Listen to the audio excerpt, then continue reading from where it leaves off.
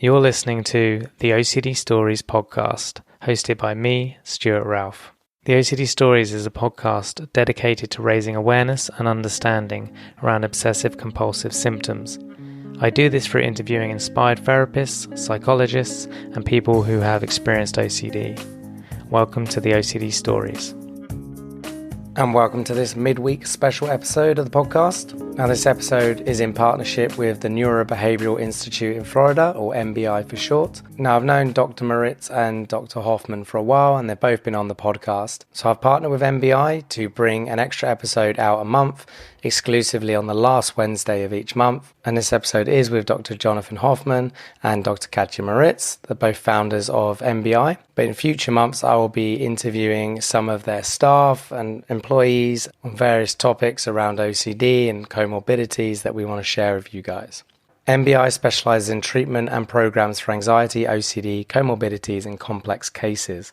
They also offer an intensive outpatient program and a residential program called the NBI Ranch, a supportive living experience that complements intensive treatment for anxiety and obsessive-compulsive related disorders. So, of course, you can find out more about their services and the ranch. There'll be a link in the episode description, or you can go to nbiwestern.com.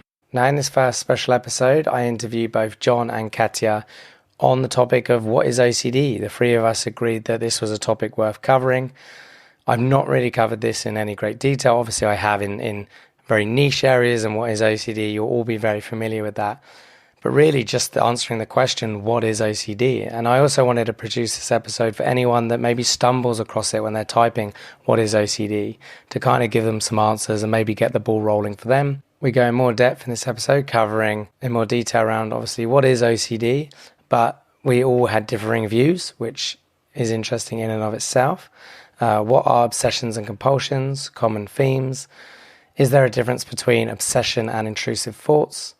The idea of experiential acceptance, preventative OCD treatment, how to view OCD, how both John and Katia's view has changed over the several decades they've been working in this field, and much, much more. So thank you to those guys and NBI for supporting our work and the podcast. And of course, thank you to you guys for listening. I hope you enjoy this extra additional episode a month. It wouldn't exist without NBI. So thank you for listening. Welcome to the show, Katia and John. Thank you. Thanks for having us. All right. Welcome back, I should say. You've both been on.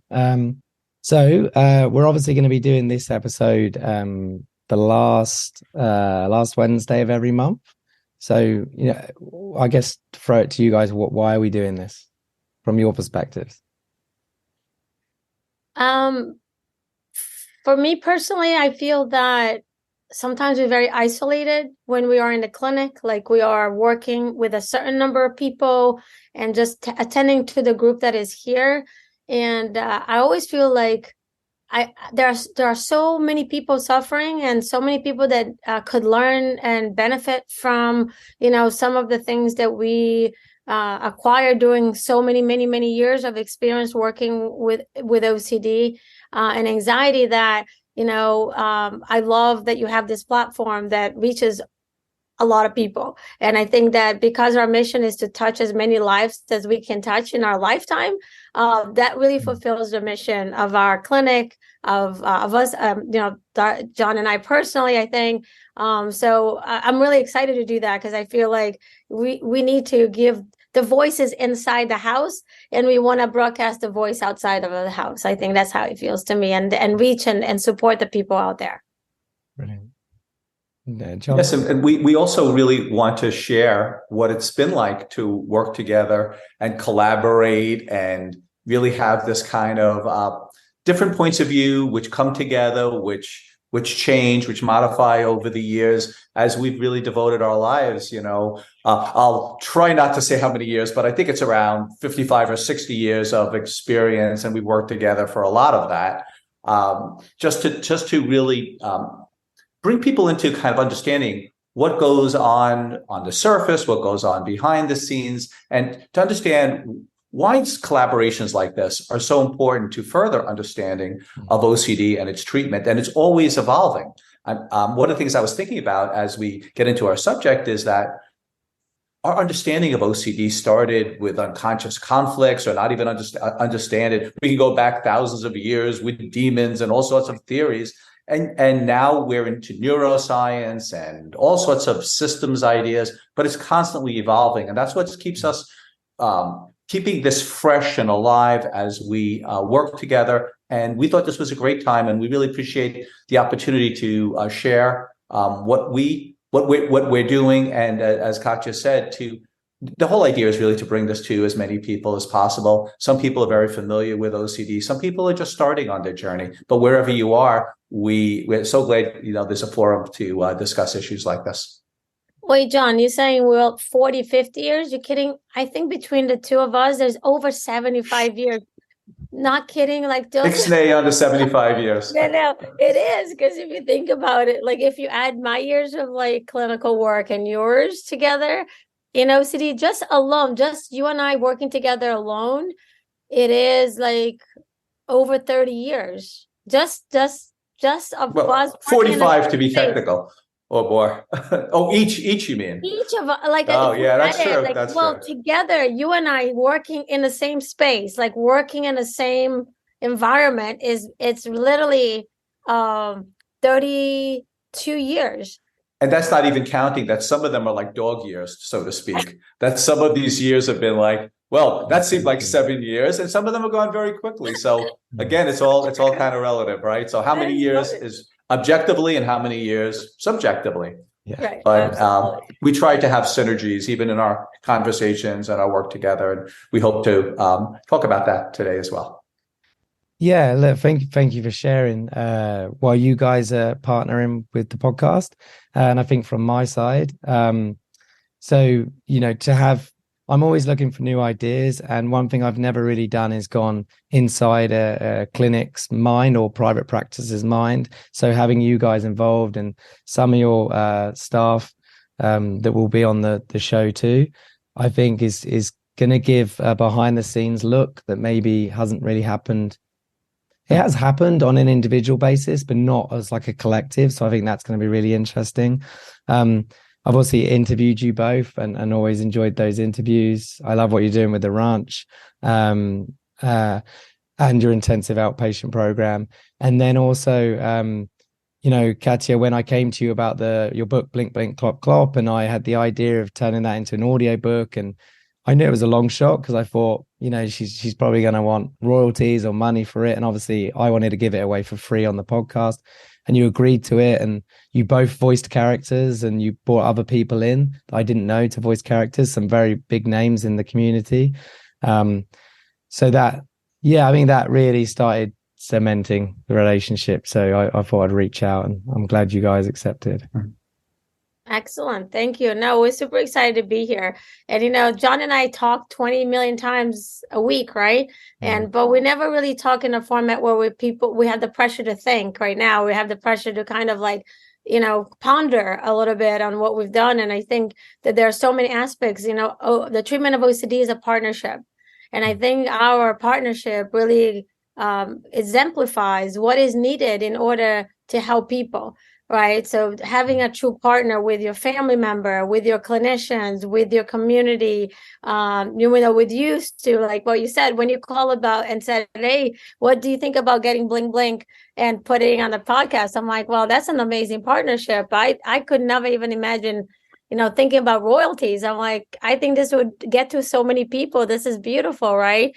And I think that that's what we need. We need those partnerships. And I'm really so excited to partner with you on this journey because, it's been so much time, so much effort, so much energy put into the building of a setting that allows us to help people with OCD. Because one thing is to want to help people with OCD.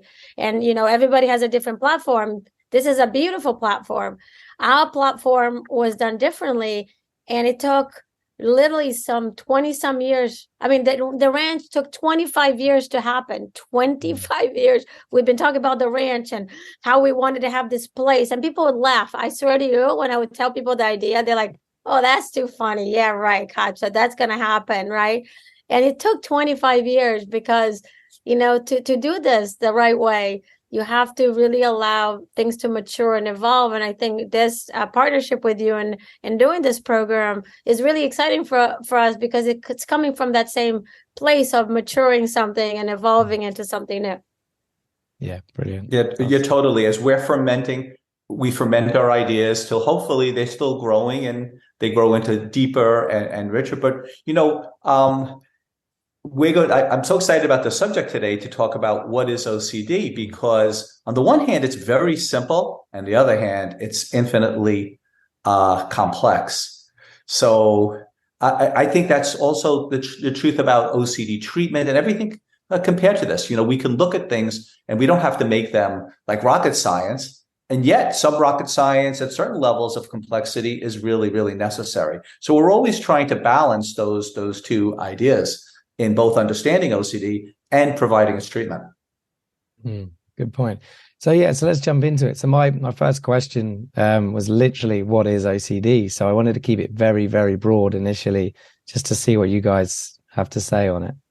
I would like John to start with that one, because I'm going to follow with my line. So go ahead, John. Okay. So my problem is keeping it simple. So I'm going to try, though.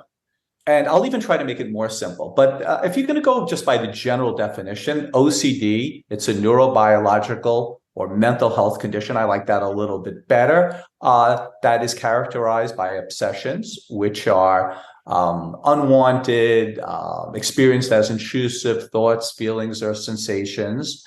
And that's one aspect of it. And the other aspect of it is that a person engages either in avoidance behavior or compulsions or some sort of repetitive behavior to kind of take away the pain that the first part, the obsessions, is causing.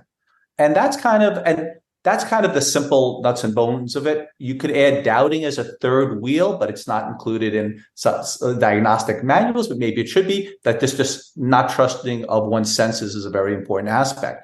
Now, the interesting thing is, lots of people in everyday life experience what we would call obsessions and compulsions, but it only, one way of looking at it, that from a technical diagnostic perspective, it only crosses over into OCD when it takes more than an hour a day, and it causes some sort of significant interference with your functioning.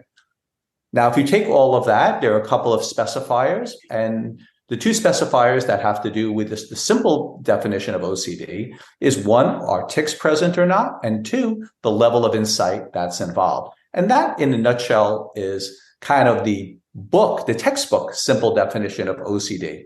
As we go along, I would like to even simplify it further, but I'll turn it over to Katia because I'm curious what she has to say. Stu, do you want to ask me the question again? Yeah, what is OCD? OCD is a bitch. I had a feeling that was coming. That's my line. If anyone asks me what OCD is a bitch. I'm going to tell you, it is nasty, it is difficult, it is challenging. And it is one of those things that is so hard to understand, because on the outside seems to be okay. It seems to be volition control, not that hard. If you try harder, you would make it.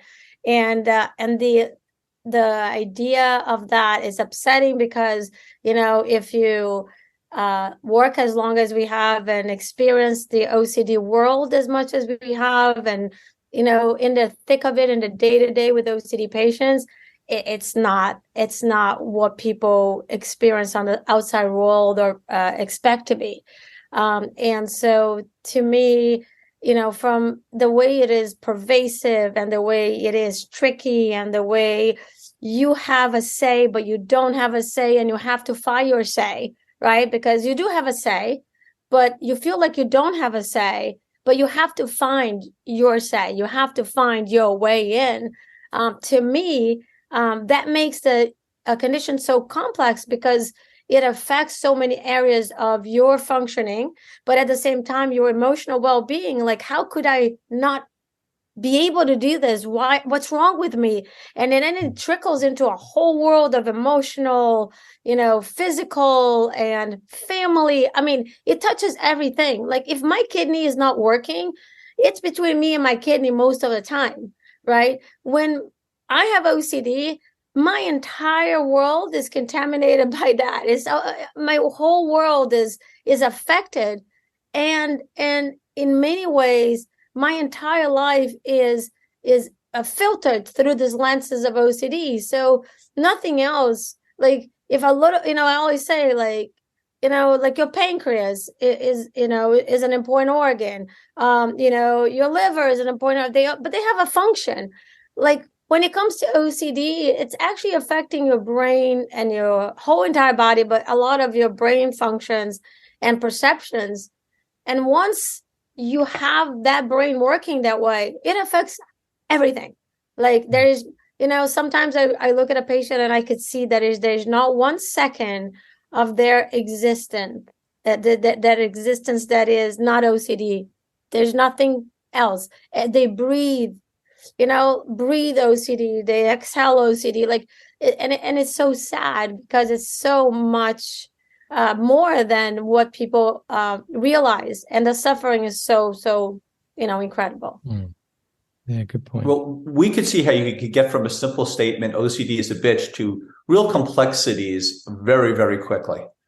And again, they're both important to look at, because we don't want to make it so complex that people can't relate to it or understand it. And yet we don't want to make it so simple that it just kind of neglects the real complexities of this. But I'd like to throw in one complexity that maybe we could talk about, is that when I think about OCD, I often kind of get kind of into this, maybe kind of OCDing about OCD myself, that is OCD, how much of it is located really in the condition, and how much is located in the response to the condition? And then we could even take it further, and then how much is located in all of that being put into the context of who you are as a person, how you function, your personality, your family structure, just the messages the world gives, culture, and it kind of is an expanding circle. And I don't think we really know the answer to it. And it's important to me for a lot of reasons. When we say OCD is a brain disorder, well, that's kind of true. I mean, there is evidence of that. But on the other hand, it's not as well that it leads to kind of some assumptions that, well, then the only thing you have to fix is like with medicines or other kinds of neurologically based treatments. And when you look at the research about whether it's a brain disorder or not, some of the proof it's hard to know. Is it the cause of OCD or is it the result of OCD? So we get into kind of a quagmire. But if you start to think of it in that way, then it may limit your approach to it. But if you neglect the neuroscience of it and you just make it about what's going on in your mind, well, you're limited too, because it almost sounds like, well, if you change your mind or change the way you think. Unfortunately, technically speaking, your mind doesn't really have any physical connection to your brain. And as I always like to say, your mind, it maybe, just makes up stuff. Your brain is very gullible. And the only thing kind of you can trust is behavior. And as when we go into this journey of saying, well, how do we really understand OCD in a simple enough way to make it comprehensible, but in a complex way enough to really understand what we're doing, then it becomes and merges why we think of behavioral change as the key to really changing things. Because behavior ultimately is what your brain will pay attention to. Or medicine, things that, because your mind, how does it really directly affect your brain? Now, I know that's a controversial statement because your mind can help you be on the path to OCD recovery or not. It just may not have an active ingredient per se. And it's very important to differentiate those two factors. So you can see we've taken a deep dive into complexity. So maybe, Stu, you'll bring us back to earth a little bit. Yeah, so I'm glad you went off on that, because that is something I want to dive into a bit in a minute. But what I think would be good is just to set it up a bit further. So assuming that some people have suddenly searched what is OCD and came across this episode, and they're not my usual listeners who very much know OCD inside and out, especially if they listen each week and done all the reading they've done, and obsessions. Obviously, it's not just thoughts, right? It can also be urges, impulses, all that stuff. So sensations, images. Yeah, so maybe just talk a bit more about that, a bit more about the types of compulsions maybe we would commonly see. And then also, obviously, themes are infinite, right? But I guess the most popular themes, not popular is not the right word, common themes. So really just a bit more detail there, and then it'd be good to deep dive on what you've just been saying. So common themes are things like being afraid of harm to yourself or harming someone else, contamination, fears, a fear that one is a bad person or is doing something very blasphemous, a fear that something isn't quite in order, something isn't the way it should be. It can even be kind of a very common thing as a just right experience kind of sensation that it doesn't feel right. And then that's the side, the obsessional side, because obsessions, the differentiation between obsessions and compulsions is that obsessions make you feel bad or in some kind of distress or anxiety, whereas compulsions are the cure that doesn't cure anything and only makes it worse. But temporarily, what compulsions do, they kind of undo or neutralize or nullify that feeling, that obsessions, whichever direction that it comes in. And to me, an obsession is just you have an inner experience that you don't like. You seek to get away from it, but in the getting away from it, whether by avoidance, by a ritual, by anything, you actually just temporarily fix it, but you make yourself more sensitive to that, to not be able to tolerate that experience, and you get yourself on a vicious cycle. And that, I think, in a nutshell, is what to do it. And the one interesting thing about the themes of OCD is you can OCD about anything. There's the common themes, and yet we can have a list of hundreds and hundreds of things, and you can never run out of things that people could experience as something they don't like. And that's the common factor. You have an experience and you don't want to have it, and you have a faulty idea that you shouldn't have this experience, that you should be able to control it. And that's a big factor in it as well. Right. Yeah. And I think that intrinsically the word obsession gets confusing because you say, I'm obsessed with video games.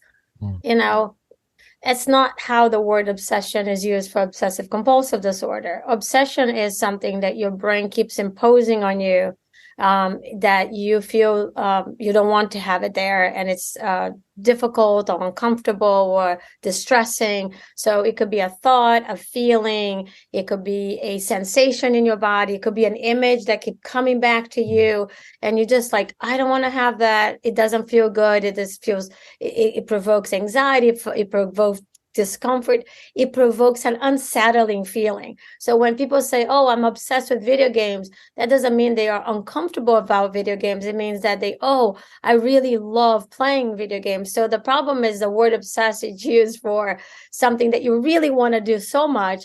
And in OCD is for something that is happening to you at a rate that you don't want, and you don't want to have it, and you don't want to experience because it caused some form of uncomfortable or distress in your body. And so, that's one of the difficulties for people to understand. And compulsions are, it could be mental acts you could do in your head. You could clear, you could pray, you could undo a thought, you could look away. It could be a physical movement that you do to neutralize that thought. It could be like a recomposure of that thought. It could be like an order that you do things, right? So you could pray in a certain way to fulfill a compulsion. And the ones that are very well known is washing your hands, checking door locks, right? But I always say, that's really like a very basic OCD, but OCD, if you look at the rainbow of possibilities of symptoms, and I say rainbow because not in a happy way, but there are different colors and different, kind of like it's so wide that you could actually experience a compulsion that for even little kids, right? Because little kids have the same symptoms as adults, and sometimes they just didn't even know it was a symptom. So there are so many symptoms that one will experience, and the whole thing about OCD is that unfortunately it grows and it gets bigger and more pervasive and more encompassing, and it takes more time and it takes more energy, and eventually you really become a slave. And that's the sad thing about it, is that as OCD progresses, your life shrinks and your condition grows. Yeah. Yeah. Really. Yeah. Just a little OCD trivia. I think this is true. I read it somewhere that OCD wasn't the original name, of course, of OCD. And there was kind of a debate between, I think, Europe and American mental health experts. I think the European was more focused on the obsession, the experience of it, and Americans were more focused on the behavior. And there was almost like this agreement. All right, it's like, it's obsession, it's compulsion, which is it? And then they it seemed like a negotiated settlement all right, we'll call it OCD, obsessive compulsive disorder. Isn't that similar to CBT, John? Like behavior? Yes, it's exactly similar to CBT. It's cognitive, it's behavioral. Okay, we'll call it cognitive behavioral. But it's important not to confuse the names of things with what the things really are. I mean, technically speaking, of course, we don't treat OCD. OCD is a term. We treat symptoms and problems and things like that. So I think that it's a very, very interesting to look at it that way because it's a story. And I think one other aspect in terms of, if we want to just go back to the complexity side just a bit, is that when you talk to little kids and, the story's not evolved yet. And that's why it's so important to, have early intervention if at all possible. If you should treat OCD whenever you have it. But the story is just an early narrative, and it's kind of like a children's book story. As people get more and more older in complex forms, it becomes like this, massive, a novel. It becomes kind of like a huge series of novels or something. And then the story becomes part of the issue. And the story becomes the reality, becomes the myth. And then it becomes the truth that people live by. So one of the things we pay attention to a lot is again, looking at all these layers of it, is not just the literal symptoms, but the story people tell, because that's going to inform how difficult it is to treat them as well. Their investment in the story and in the story of treatment and the story of cause. The causality of OCD, and all of these are really important elements to consider. Yeah. OCD is kind of like a bad internet in a way, because to me, it's like there's the dark web, and then there is like the bad connections, and there are the tricky people trying to trick you into things you don't want to do. And then there's always like real messages that you need to filter through the day. But it's a web. And when you try to get into the web to understand why and how it was established, right? Why something go viral? Like, I don't know, like why did it go viral in your brain? All of a sudden you're like, I'm afraid of like stomach virus. Why is that the one that went viral in your brain that now you can't stop thinking about it? That all that your brain talks about is that virus, Yeah, so, and I want to add to that a little bit, because that was actually a blog I wrote years ago. Not that Katia was quoted that or anything, but it's a similar idea that it's this thing that goes viral, but then it gets like buffered. You know how like you're on your internet, all of a sudden you get like a beach ball, or you get something that's buffered. So here's this viral thing, and then the processes gets hung up, and you can't even figure out the answer, and you just stay with the beach ball, and you can't function as long as that beach ball's there. And that becomes the kind of phenomenology, which is a fancy word to say just your experience of what's going on in your own in your own self. That's maybe a really good way of explaining OCD to anyone that doesn't have OCD, because we've all been on the computer and seen that sort of beach ball or frozen loading screen, and how frustrating and infuriating that is. So that's like a 1/1,000,000th percentage of what it's like to have OCD, but at least you'll be able to, they'll feel it, That's absolutely. Really I did a presentation one, and my slide was, I copied all those like round things as a, and the whole page was a bunch of them, because as OCD builds, then they spin and spin and spin and spin, and then the whole thing is spinning.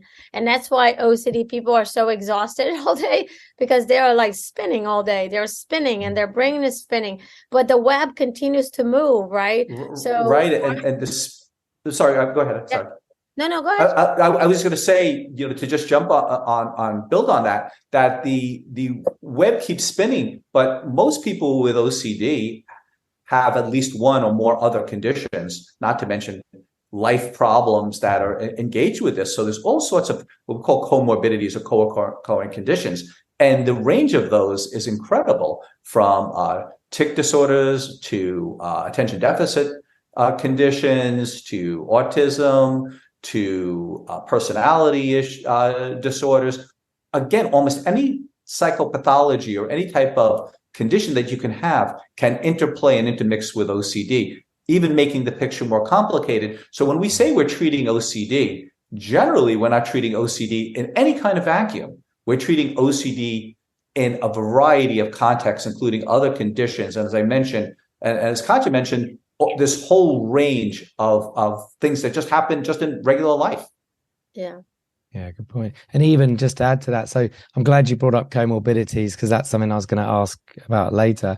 But also, even forgetting that, there's like grief that goes alongside OCD, not just for having OCD, but maybe they've lost someone, and then that's a whole different complex emotional, recovery alongside OCD, or family stuff, issues that's going on, divorce, all of this complicates it. And grief can become kind of like an OCD too, because people almost grieve a loss of self. They grieve not just, it's almost like that, the idea that you were somehow in control of yourself, which might have been an illusion to begin with. But there's all sorts of grief that, the literal grief. And that's why sometimes the loss of something, whether it's a person you love or an idea that doesn't make sense to you. I remember working with people who thought they've lost their sense of fun. They never enjoy anything. So loss, and that's why it intermixes with depression. I didn't mention that as a comorbidity, but that's the most common kinds of things are depression and anxiety. But that's experience of loss, which if you flip it around is the experience, of course, is the attachment that you shouldn't lose anything. And that in itself is that's a familiar part of OCD, that things should stay the same. You see this mostly in autism, kinds of varieties, intermixes with OCD as well. But all of these things, the entire range of human experience comes kind of, it's where to me, the rubber hits the road in human experience, which really makes it intriguing for clinicians. But as Katia said, a bitch for everyone else, is because everything comes into play in OCD. We studied and both trained with people that actually, two practitioners and pioneers of this, who said long before any what we're saying is that OCD was a part of and foundational to almost all kinds of these kind of psychological, psychiatric conditions that plague people. And that's, again, it's just part of being a person taken to an extreme. And we could even take that analogy of the immune system a little further, that, it's almost like an autoimmune response, if we want to make another kind of metaphoric parallel there, that it's almost like what's supposed to help you and survive, to hand wash, to stay a little clean, to watch out for danger, starts to attack you. And we can look at it from that perspective as well, which is another way of helping people first really understand what's going on with them without being so technical. Good point. Brilliant. So one other question that comes to mind around setting up OCD is that I don't think anyone's on the podcast has ever answered, I've never asked them this, because it's called Obsessive-Compulsive disorder, yeah? But in recent years, intrusive thought is a very popular wording and phrase. We talk about intrusive thoughts all the time with OCD, especially since the terminology of pure O came about. So what's the difference between obsession and intrusive thought? Is there a difference? John is gonna go. This is almost like to set me off on some sort of. You're gonna set him off on fire. Bottomless pit, because this is something that we talk about a lot, we think about a lot, and I think I know this could be controversial, but I'll just throw this out there because I think it's important to think about these issues. I don't understand how a thought can be intrusive, because it's not like it's breaking into your house or anything. I think it comes from a misconception of what a mind is. Like, a mind is a place, that's a real thing, and that you somehow have some control of what should come into it and what should leave. So is it really intrusive and unwanted? If you're going to go with the idea, which I think is science fact, that generally speaking, thoughts are automatic. You can't turn off your mind. You can't turn on your mind. It's involuntary. It's kind of has that quality of being like a blink, where you could stop blinking for a couple of moments, but nature and biology are going to win out eventually. This is a natural process. So is it the natural process that's the problem, or trying to control this process? So if someone asks me about intrusive thoughts, they usually get this whole little speech that just thinking of them as intrusive is part of the problem. And that's why we talk so much about, that's why I love the concept of experiential acceptance, because that's a core concept in doing well with OCD, is because you can't control it. So you might as well, I don't say enjoy it, but you might as well just accept it, because there is no other option. And right. I would, yeah. Well, I would second what John is saying for sure, because the reality is that it is it's a weird message when you say to someone, and I understand what the word intrusive means. It's actually validating the fact that there wasn't a selection of yours. You didn't select that thought. therefore it's not your fault, or that in that sense, I can even validate that in therapy. But the idea that, and I'm not going to get stuck on the semantics of being intrusive or not intrusive, is the idea that every thought is intrusive because they're not invited. Even the good ones are intrusive, right? You could be thinking about chocolate all the time and it's delicious and it's really good. I love chocolate. And it could be on my mind 24/7. And I could call that intrusive, but everything is intrusive in a way because the mind, it is what it is. And I think the idea that the obsessions, the idea of obsessional to me is a question of rate of something happening at a higher rate that is starting to really affect, because all of us have gone through periods where we've been obsessive, all right, about certain things. That doesn't mean we have OCD and qualify, but the brain could have turned that way. So to me, I'm not one that says like, oh, well, you all immune to developing OCD. I wouldn't be surprised that, OCD could tumble like that. Like someone could actually enter the pattern, So we all have been, and I say like postpartum is a perfect example, that when you give birth and,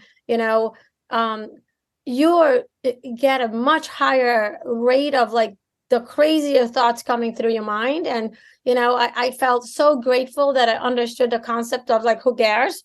I could think whatever I want. That doesn't mean it's an action. So go ahead, brain, do whatever you want, But if I had not understood that concept, I would be really scared of the stuff that my brain was telling me when I first had my first child. It was some really crazy stuff that I was like, oh, wait a second. Oh my gosh, I must be a bad person if I thought that, And I can understand that emotion that becomes attached to the thoughts, right? So for me, the ability to understand that the mind is going to do what it's going to do, and we all go with it. Like, just go with it. It's okay. It's like the wind. You can't control the wind, just go with it. It is for me a much better way to understand that. I don't have anything against the word intrusive thoughts, because I understand it doesn't mean the letter of the law is the spirit of the law, right? The spirit of the word is saying that, hey, it's keep coming at you and it's just bothering you, and it doesn't leave you alone. But I think that in treatment, we want to say that thinking that is negative, thinking that is intrusive, already labeled that thought as not a good thing, and it already turns your attention differently to it. So maybe labeling them as all good, it's all good. Thoughts, it's all good. Intrusive, not intrusive, Well, this is, I think we should point out that in the technical DSM-5, which is one of the major psychiatric manuals, the wording is experienced as intrusive. And that word experience is a very, very important word, but I think when people give the definition, they say experienced very softly. And they say, and they emphasize the word intrusive very loudly. And I think if we accentuate the word experience more, it would be very, very helpful. And I really like what Katia said, because it really points to something like the treatment of OCD is not just about OCD. Imagine if we could educate people about their mind, that people have this expectation or they learn faulty things about controlling the mind, or that to confuse, what Katia was talking about was thought behavior fusion, to have this idea that somehow what you think has some bearing upon your moral quality. But I would say it would be hard to convince me. I guess someone could try, that thinking has any moral dimension whatsoever, or any kind of dimension whatsoever. It is, it's a cliche, but it is what it is. It's an apt cliche there. But I think that word experience is very, very important. And because so many conditions, as I said, postpartum included, can interface with the things that we've learned from OCD, whether it's eating disorders, all of these things. It's really important that all the things that we've learned from OCD, that we start really disseminating and really helping people understand that, because OCD, the treatment of it and the understanding of it helps people look at the mind, body and the mind-brain relationship in a very particular way, which is very important to kind of understand and help people understand as early as possible in life. Yeah, good points. I think maybe as you were talking, what came to me was maybe it should be called unwanted thoughts, because that's what it really is, right? It's not, as you say, it's not intrusive. It's coming out of your head, not into your head. It's unwanted. We don't want it. Well, I have unwanted boldness. I mean, I'm okay about it, but I mean, I want this shortness. I'm really short. And I'm going that way. I'm not clear I really wanted to be born on Earth. A lot of people think I'm from Mars anyway. So I think this idea that, again, it gets to this idea of, this is why sometimes Eastern philosophy helps with this, the idea of attachment to certain things. You know, when you attach to want and you attach to need, you know, you just get trapped in it. Because the world and your mind and everything, your biology will prove to you how little control you really have, which is a scary thing. But what can you control? You can do your best to control your reaction to all the stuff you can't control. Maybe that's the best we can do, and yet we want more. Yeah. Right? That's a human condition. Yeah, I agree. And I think, Sue, like when we were saying, like early on, right? So I think we have a perspective that is really interesting. Like, I don't know how many people have experienced a patient with OCD at 2.5 or 3.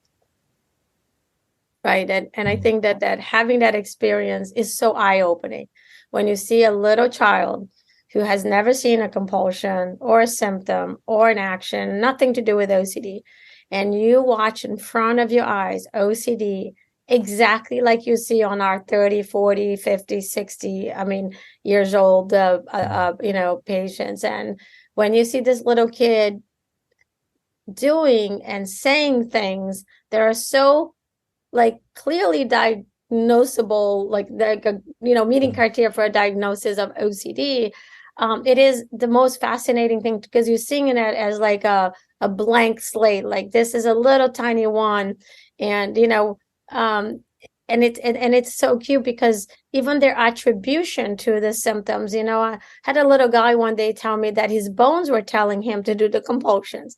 Like, his bones, it was the cutest thing, because he was trying to really figure this out, because he realized something wasn't right.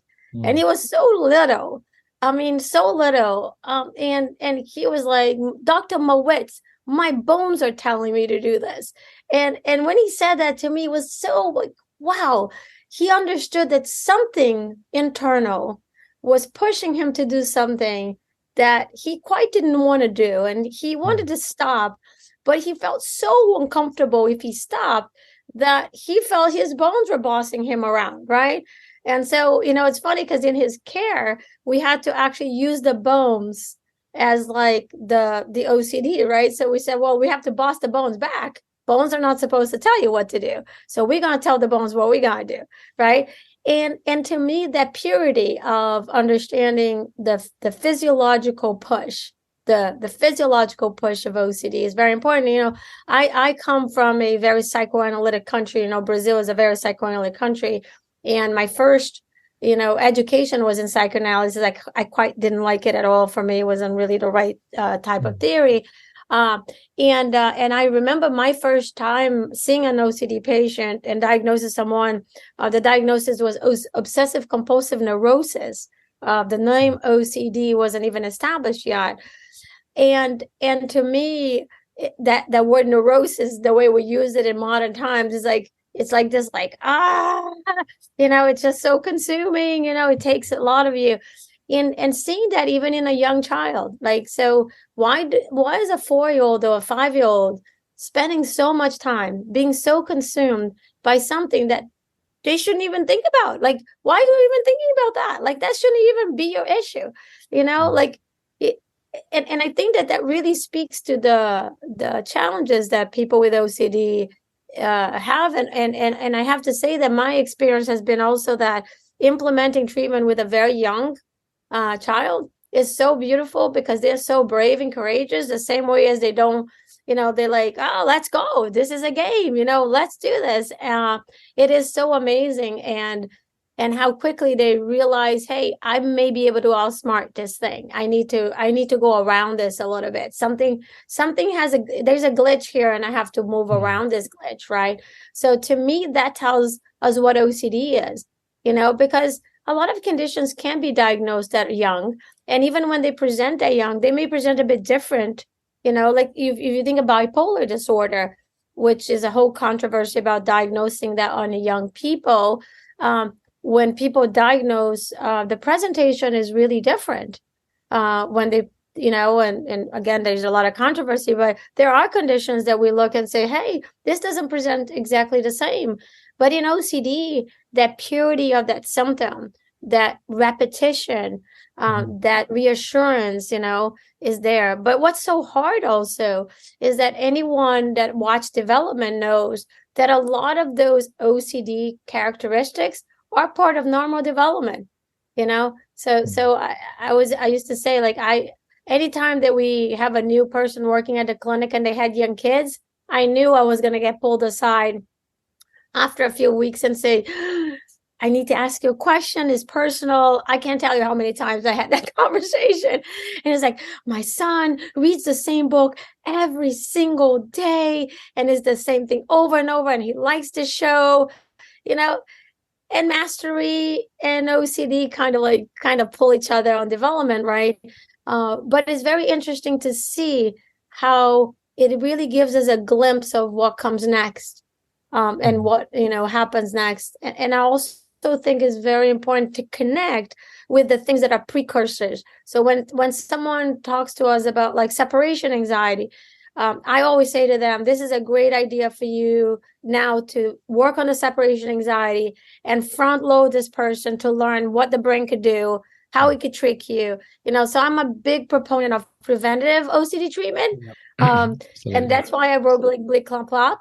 Blink, Blink, Clop, Clop was for not only for the patients, but for their siblings. Because if they may develop OCD, I would love for them to know early on that the OC flea may get you too. And so I do believe that people may be aware that, they could develop OCD and based on other things, infections or whatever, and knowing how it starts may allow us to like bypass the whole process, right? Yeah, it's interesting. So with some of my clients, when I'm doing like case history, and then I realize actually what was before the OCD was, for example, separation anxiety. So that's a good point. Yeah, if a kid gets separation anxiety, it may not mean they'll get OCD, but it may mean they get social anxiety or some other form of anxiety later on. So it's, if you can treat the separation, it may give them the skills for OCD. Absolutely. And if you think about it, like, imagine like in the past when people didn't know what panic attacks were. And so many people develop panic disorder, right? I would suspect that the reason the number of panic disorder patients and cases decrease is because people now know what a panic attack is, and they may not give the attention that they did give it in the past, right? And so just that knowledge of the function of OCD, if you do what OCD tells you to do, to neutralize or feel better or settle your body or everything, is just going to build and build and build, and that's going to become a pattern. That knowledge alone, that just like basic knowledge alone may be like, whoa, I got it. I can't engage in this. And it's so much easier when it first tells you that message. Dr. Hoffman and I always say, like, we have witnessed the first words someone says that we feel like, oh, that is definitely going towards an OCD thought, right? A sibling come and say, I'm afraid of this now. Today I thought, what if the spider, blah, blah, blah, right? And then you're like, oh my God, what an opportunity. Let me teach you what you do. Because if you do it now, what is, you save, so people talk a lot about preventative cardiac treatment. How about preventative OCD treatment? Like, wouldn't we want the world to know how to prevent getting OCD and how to prevent not getting OCD, meaning I contaminated myself with OCD, but developing the patterns, the terrible patterns that take your life and then affects you, right? Yeah, I agree. I think that's something that the school system should be ideally placed to do. And like in acceptance commitment therapy, this idea of psychological flexibility could be taught to a very young audience of when you get a thought, you don't need to necessarily attach to it, pay attention to it. But going back to your 3-year-old client, I'm glad you brought that up actually, because when we were talking about what causes OCD, and we were talking, it could be sort of organic or biological. My training, the first year was, because my uni is big on attachment theory. And actually Patricia Crittenden's attachment theory, she's an American. Yeah, she's near you guys, I think. Is in Florida somewhere. Or maybe not. Maybe I think she is. Anyway, she's not popular in any way in America, funny enough, but she's massive in the UK, in Europe, and in China. So it's different to say John Bowlby's version of attachment theory. So in my first year, I had to do 20 weeks of going around a family's house and literally observing this little baby and how this baby is interacting with mum and dad and learning to attach. And so I guess the other aspect maybe we haven't talked about is, and I don't know in your experience whether you think this is the case at all, but I keep it in mind at least of like relational. So how was the mother and baby's interaction, or father and baby's interaction? You know, was there enough attunement? Was there? Yeah. Mm-hmm. Well, I think it's a very interesting question. I think there's always going to be kind of an X factor in terms of genetic vulnerability. I think definitely different attachment styles, different kinds of experiences. We know OCD can kind of come out of nowhere. It can be after a trauma. It can be after an accident, an illness. There's all different pathways. And there's a basic biological vulnerability and maybe genetically, suggested or genetically more prone vulnerability. And then the environment shapes it in certain ways.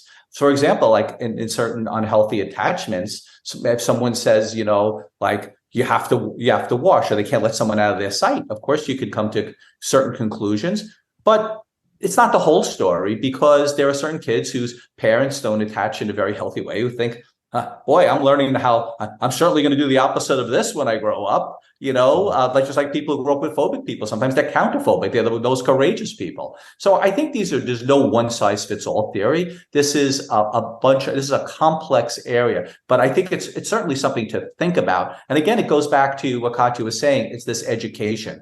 One of the things that, that I do want to mention is that I think a lot of these things, again, going back to the stories we tell, when a little child, and we have witnessed this, a little child has kind of a tic condition or some sensory issues, and then one day they say, it's because of my bones, it's because of this. That's when it changes from a biological discomfort into to something that's kind of going on the pathway to more anxiety or OCD or something like that. So the important thing is that's the critical point of intervention. And I think that's something that doesn't get a lot of attention. We've been fortunate because we've worked with people over generations by now, and they know that if they have a lot of loading on OCD, they bring their kids very quickly, or someone has heard about this and they just figured it out for themselves. But it's an amazing opportunity to stop the snowball, because that's what these conditions are. They snowball and they spread.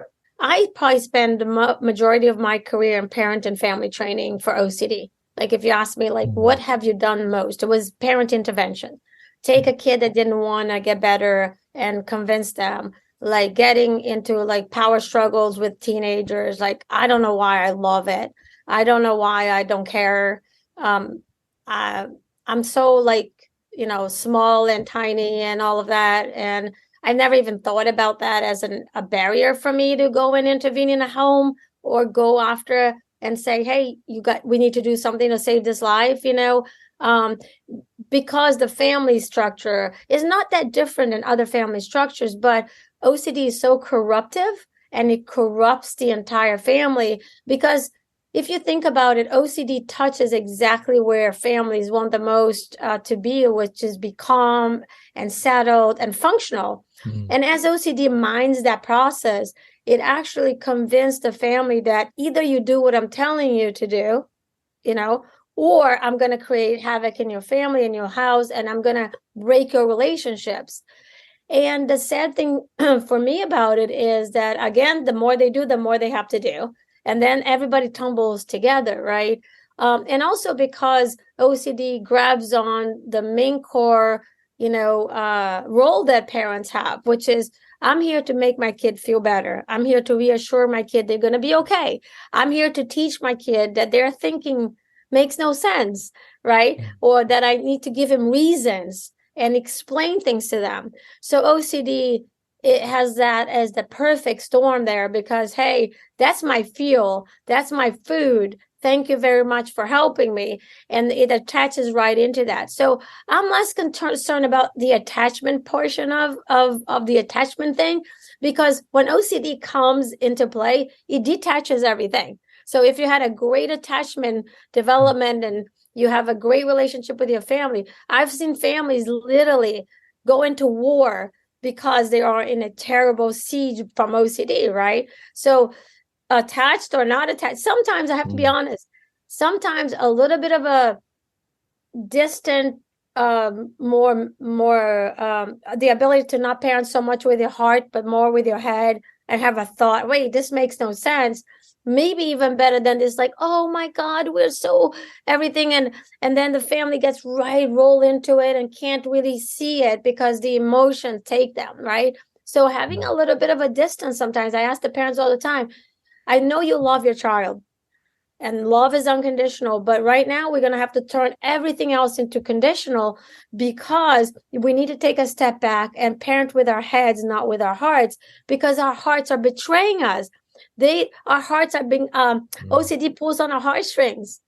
It's say, you can't say to your kid, like in an exposure, oh yeah, you're going to die. Oh yeah, I don't care about that.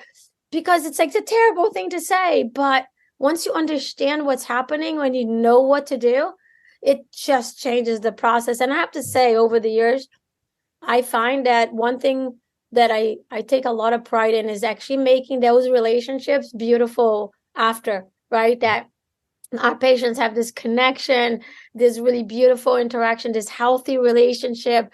And then everyone is aware to be an OC patrol. Not only the kid and the young adult and the wife and the husband, everyone is like an OC patrol. I have little kids patrolling their parents, literally saying, oh, notice my mom is doing a little bit of like, oh, what should we do here? And that to me is beautiful, that now we are community supporting someone not to relapse. Think about someone who has a drug addiction. They go to groups sometimes every single day. They have a sponsor. Their whole families go to groups to support them in not relapsing. Look at an OCD patient. They have to do this all mostly on their own, and everything is on their own, and their families have no idea how to support them. So to me, that's not treatment. Good point. Yeah, I do a lot with parents too, because I work mainly with children and young people. And yeah, I think sometimes I have one of the parents in the room, especially the parent who's usually there with them most, and that you can create create great bonds between them. Like there can be great healing because of the OCD once you work through it. Even if there was no issue before, it just creates a deeper connection now. It's a partnership. Yeah, exactly. It is like what we're doing now. All of it has to be a partnership. If you don't have partners to beat this condition, to be better, to feel better, I think it's very hard to do. I know for myself. Yeah, sometimes, when families come in, people can jump to very negative conclusions because they're thinking, oh, these families have these very poor attachments or fractured relationships, not thinking that they're both in a relationship with OCD. And the problem is they're both in a relationship with OCD. And it's the OCD that has that's creating the bad relationships, not, and I think we ought to really be careful before we say someone is not parenting correctly or not showing love correctly. And they just may not understand, like Dr. Moritz said, that they're over accommodating and all their natural instincts are taking them in the wrong direction. But I think it's the first thing to look at is the relationship with OCD, because OCD puts parents and children in a triangle. And we know as therapists that triangulation is a problem. So it's not that we can't use all our psychological theories. It's just that they have to be informed by a bigger understanding of what OCD is and what OCD isn't. Yeah. Really, really good point and points.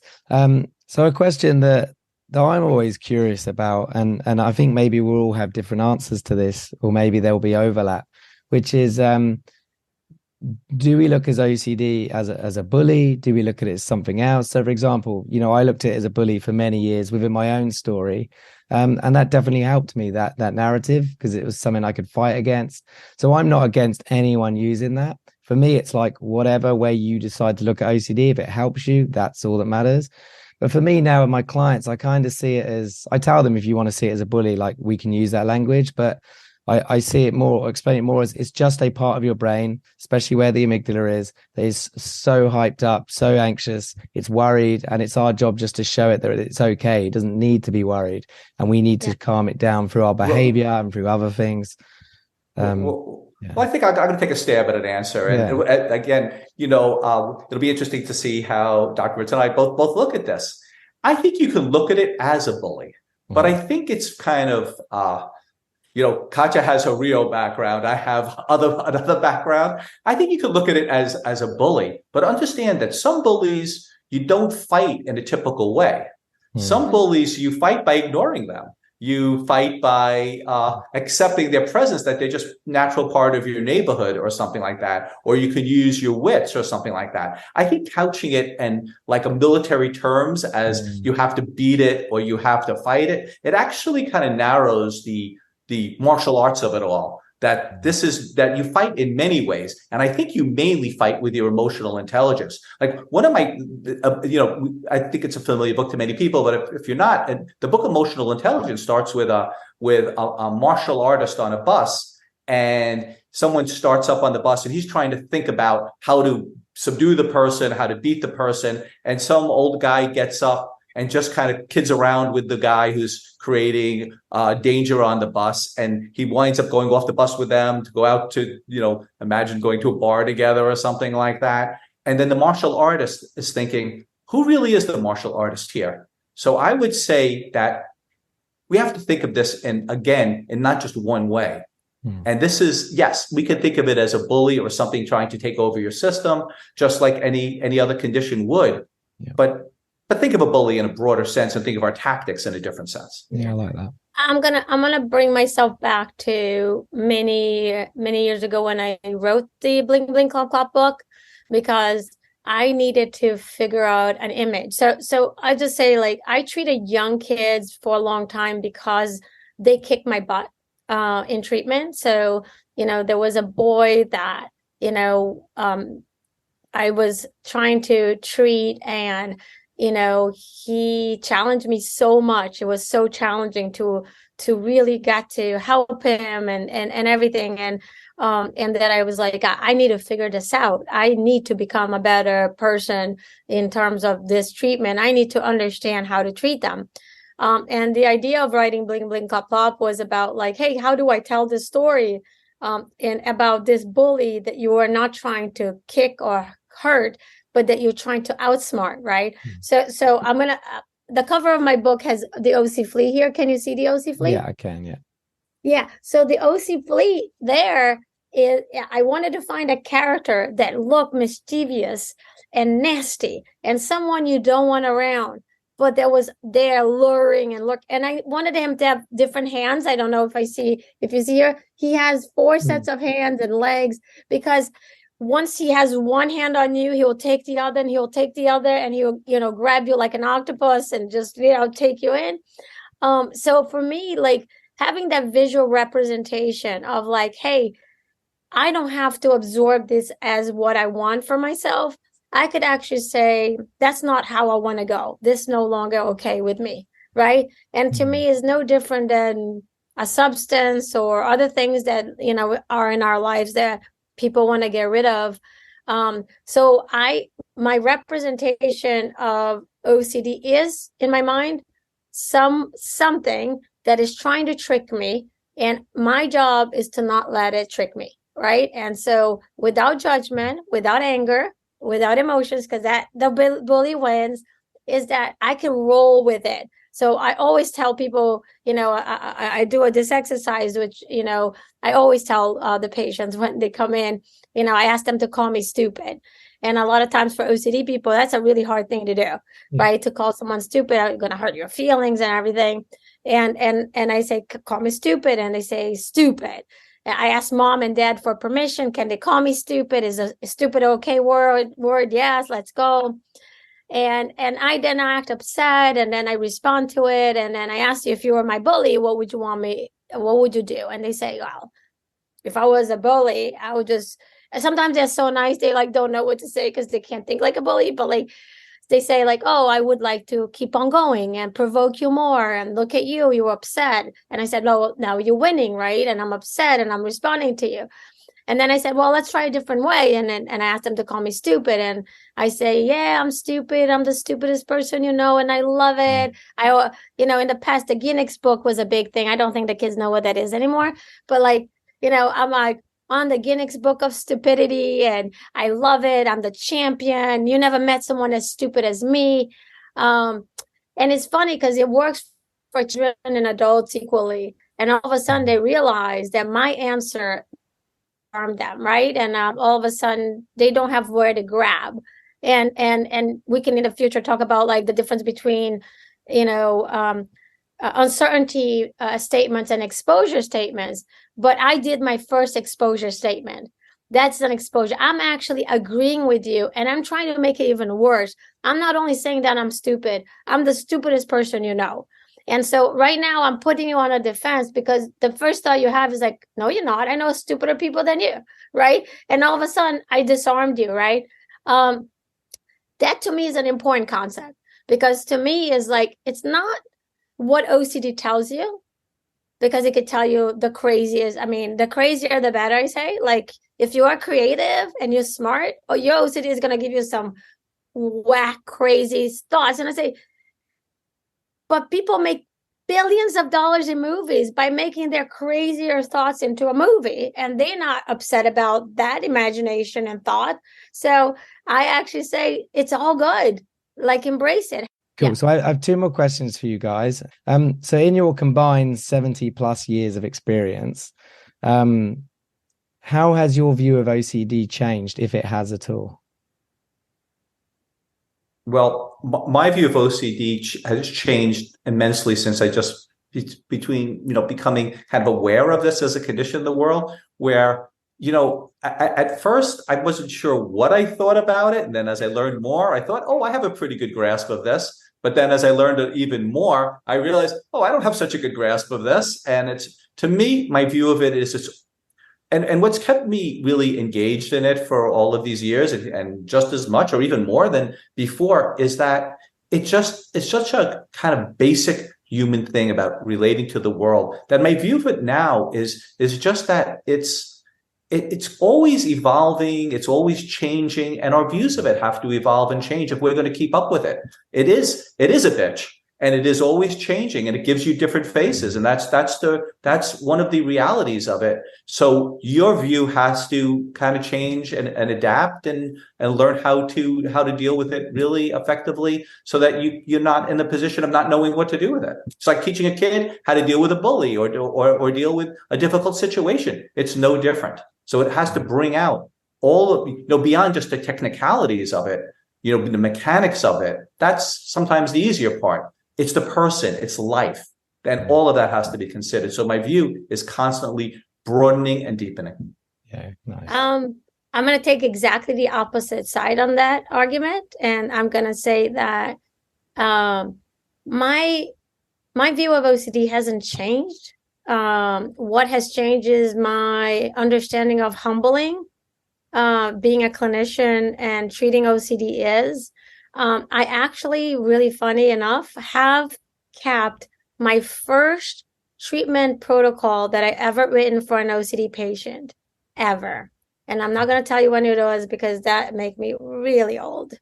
But it was about obsessive-compulsive neurosis, like I said, and I had written in exposure response prevention in what I could kind of put together.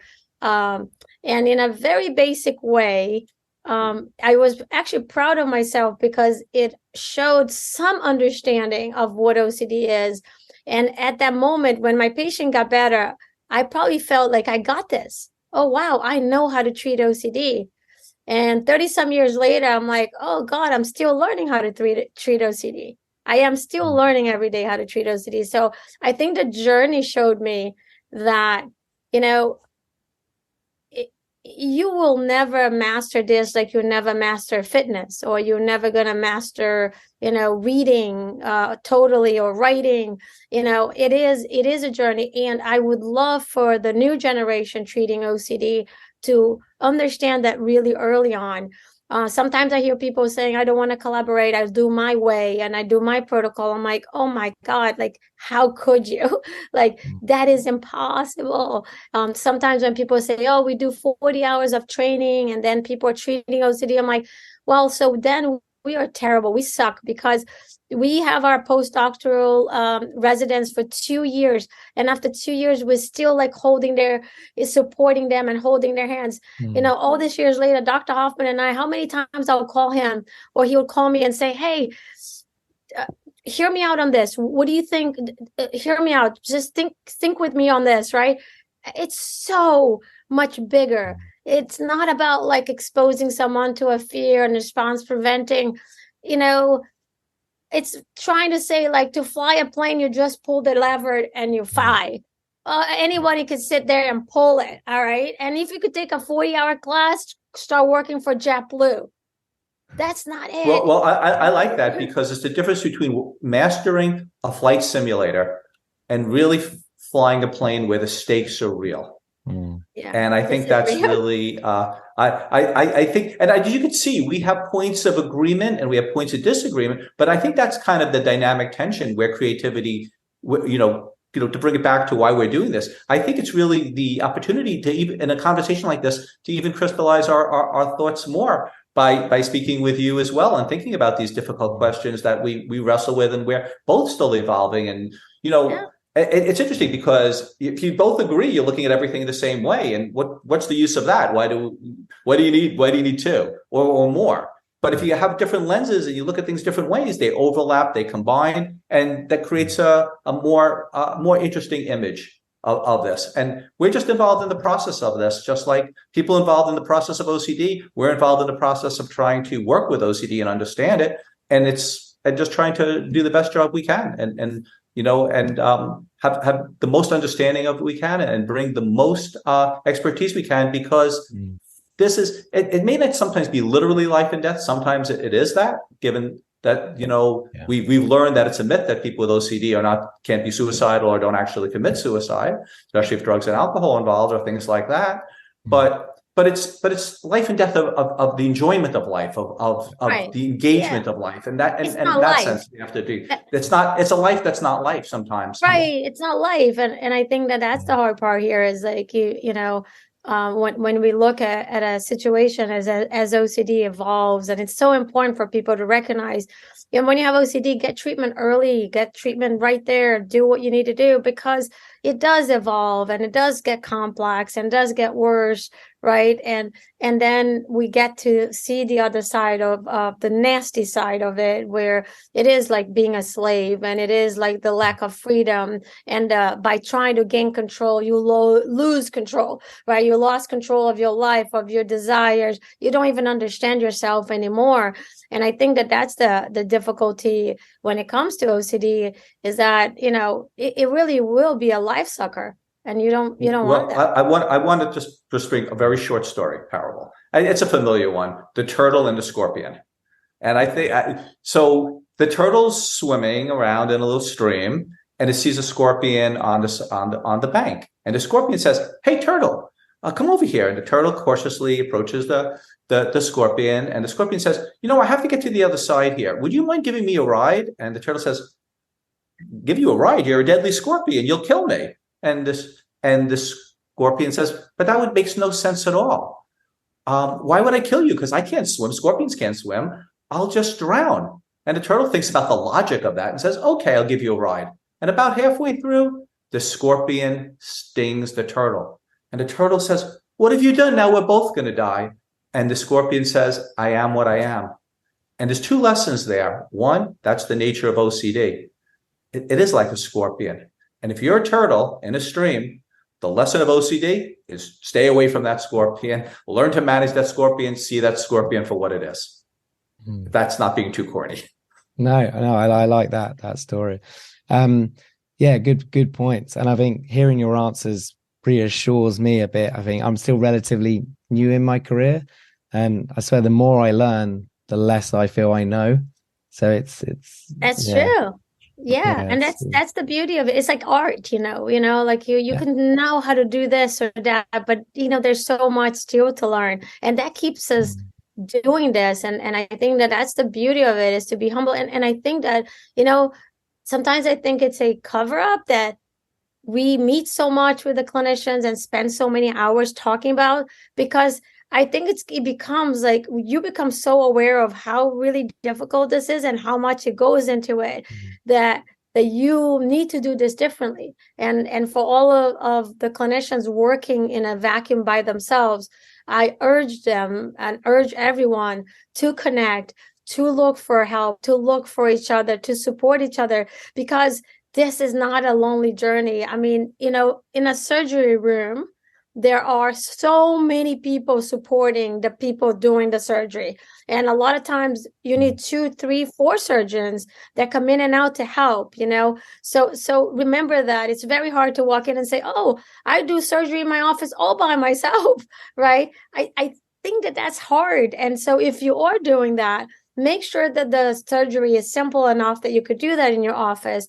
And also, even then, create a network of help, because alone is so hard. And I have to tell you, as a clinician that did it alone and did it with a team, like, I can't imagine doing it alone. Like, you couldn't pay me any money in the world right now to do this without the support, because I rely on others. And that really gives me so much security in terms of like, hey, did I do the best that I could for a person? It takes that much effort to do the best, right? So I think that the same way as OCD is a network, I think that the OCD specialists have to be a network. We have to support one another, and even Dr. Hoffman yesterday, someone needed like a little, of his expertise on ASD and OCD. And then like overnight, he said, oh, don't worry, I'll go jump into their supervision. Total separate clinic, total different state. But John said, like, no, of course, let me help them out. I think that network needs to be part of it, because otherwise we become weak, right? And OCD is networked and strong, while we need that network to support ourselves as well. Yeah, I 100% agree. So look, my last question is going to be, is OCD something to be feared?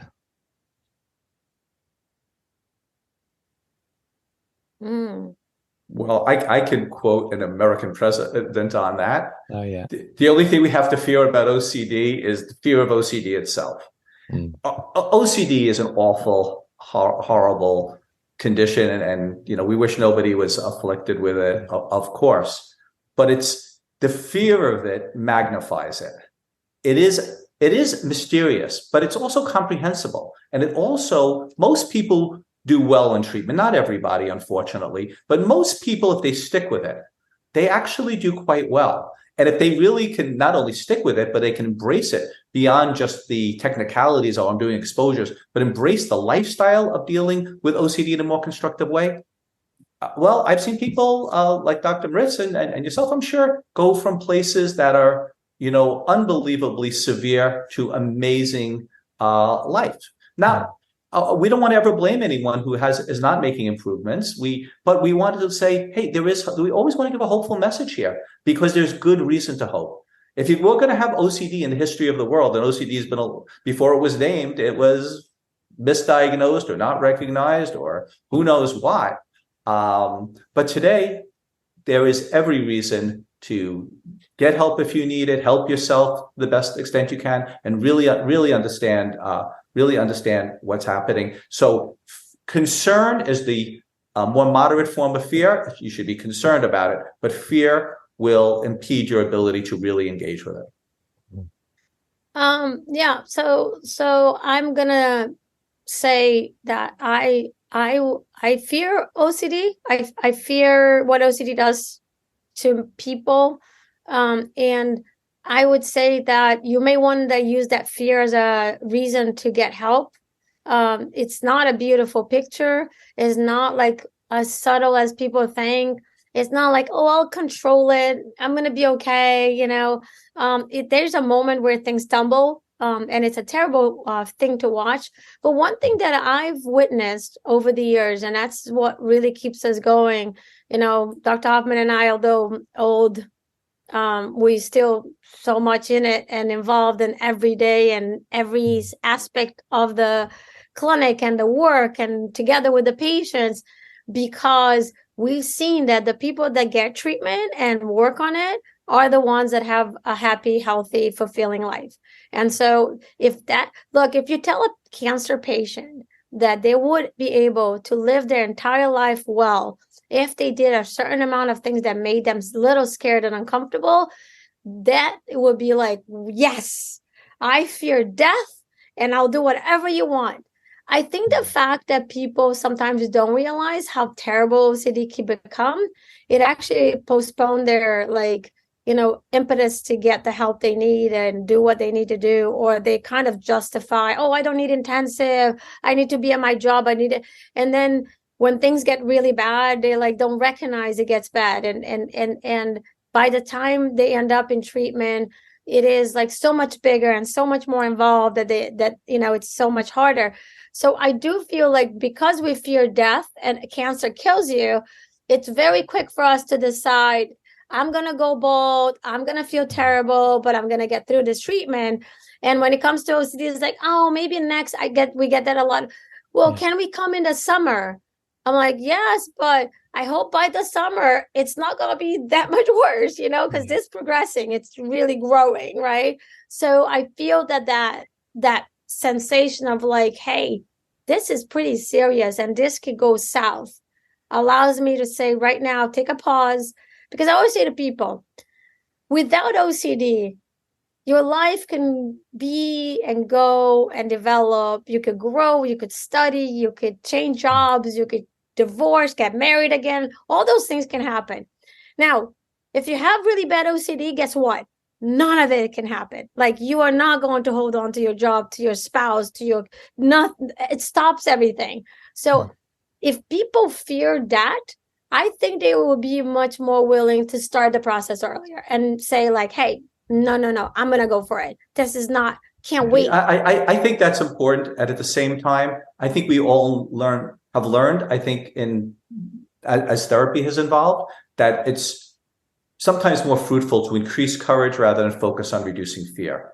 I think, yes, fear can be very motivational and but it's just like getting people to be afraid of cigarettes or afraid of anything like that.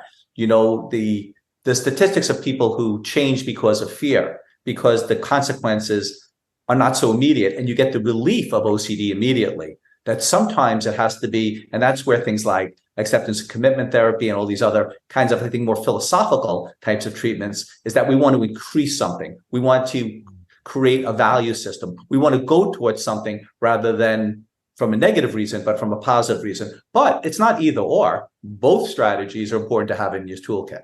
And they can be, they're not mutually exclusive. No, I agree. And it depends on the client, right? So I'm always very much the carrot more than the stick. But if the carrot's not working, then I'll be like, this is how it could go for you. I don't want to scare you, but equally, I don't want to lie to you. No one size for all. Exactly. Right. Yeah. And also, I think one thing that I always tell clinicians is that, it's our job to predict and prevent, right? So being honest with our clients and being able to tell them honestly what comes next allows them to make an educated decision. So a lot of times, what we do is when a new client comes to our clinic, we introduce them to the people who are at residential and have the residential folks share their, experience. And the reason for that is a bit of hey, look, this didn't work out and they had to go higher right now, and maybe start now. And, there is a chance we could turn this around earlier on in the system. And a lot of times they say, oh, I wish I had done this earlier.